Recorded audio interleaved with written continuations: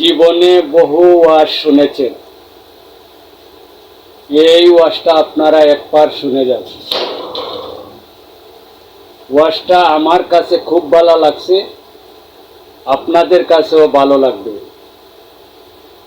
ভিডিওটা বেশি বেশি করে শেয়ার করে দিবেন। এ বান্দা বান্দি, তোরা সবাই ফকিরের দল, মিসকিনের দল, ধনী একমাত্র। আপনারা বলবেন হুজুর আমাদের ঢাকা শহরে বাড়ি গাড়ি, এত বিশাল বড় টাওয়ার বানাইলাম, এরপরও কি আমি গরিব নি?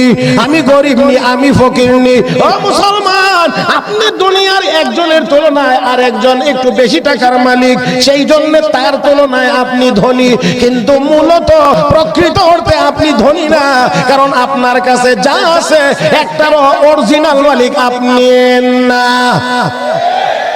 একটারও অরিজিনাল মালিক আপনি না। কে কে?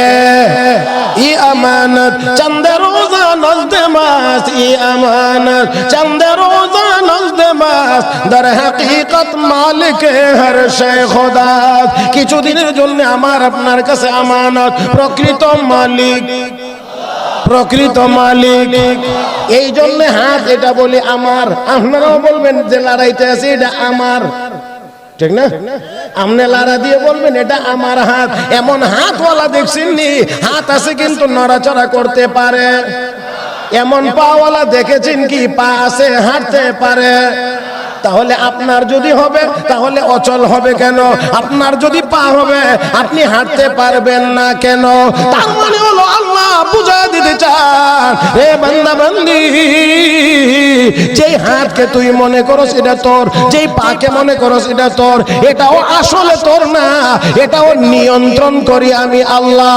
হ্যাঁ মুসলমান, দুনিয়ার জীবনেই যদি এটা আমার আপনার নিয়ন্ত্রণের বাহিরে চলে যায়, হাসরের মাঠে যাইতে পারেনি না? পারে না? হ্যাঁ, আর একটু বুঝি শুনে উত্তর দিয়েন। হাসরের ময়দানে যাইতে পারেনি না? পারে না?